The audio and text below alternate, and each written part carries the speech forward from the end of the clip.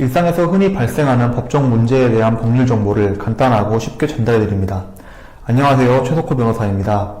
저희 사무소 주변 상가들도 그렇고 최근 도심지 번화가를 둘러봐도 임대를 내놓은 공실인 상가들이 흔히 보이고 있습니다.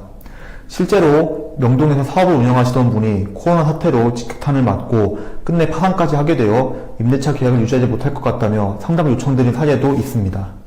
이처럼 명동, 홍대 등 대표적인 번화가의 상권들이 무너지고 유례없는 공실 사태로 코로나가 불경기가 심화되고 있는데요. 소상공인은 물론 많은 기업들이 경제 불황에 허덕이며 매출이 줄어들게 되어 거래처 간의 갈등이 심해지고도 있습니다. 그리고 오늘 전달드린 사안 역시 이러한 경제난으로 물품 공급 계약 이후 물품 대금을 받지 못하고 있는 한 상담자의 상황에서 가장 먼저 준비해야 될 법적 절차를 안내해드리려고 합니다.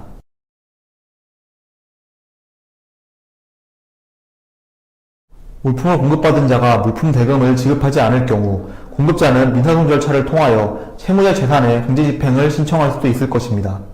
그러나 민사소송 절차는 소송 시작부터 확정 판결을 받기까지 많은 시간이 소요됩니다. 그 사이에 채무자가 자기의 재산을 모두 은닉하거나 처분해 버릴 수도 있겠죠. 이런 일이 발생할 경우 소송에서 승소하여 강제집행을 신청하더라도 집행할 재산이 없게 될 것입니다. 때문에 소송을 제기하기 전에 먼저 보전 처분을 하는 것이 필요합니다. 보전 처분은 채무자의 부동산, 동산, 채권 등 재산에 관하여 가압류를 해두는 것이 대표적으로 있습니다.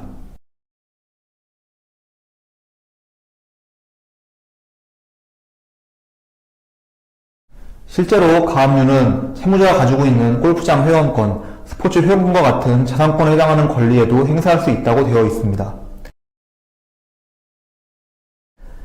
일반적인 예를 들면 돈을 주어야 하는 사람이 재산을 낭비하거나 훼손, 포기, 은닉 또는 염가로 자기의 재산을 매매하는 경우 등이 있을 것입니다. 도망을 가고 이사를 자주 다니는 것도 역시 민사집행법에서 규정하는 판결을 집행할 수 없는 염려라고 볼 수 있을 것입니다.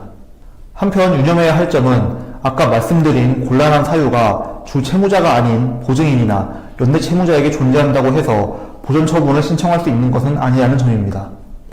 가압류 신청은 재산의 종류에 따라 가압류 신청서를 작성하신 다음 법원에 제출을 하시면 되겠습니다.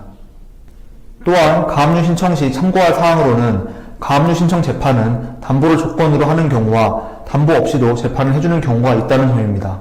담보 제공이 조건으로 걸린 경우에는 그 조건에 따라 현금 공탁 후 공탁서 사본을 법원에 제출하거나 공탁보증보험증권을 법원에 제출하여야 하겠습니다.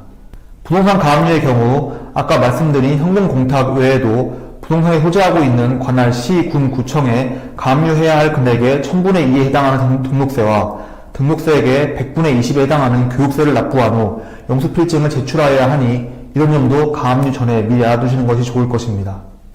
다음 2편 영상은 이러한 보전 처분을 당하여 정상적인 업무를 진행하지 못하게 되었을 때 가압류 가처분을 풀 수 있는 대응 방법에 관한 것입니다.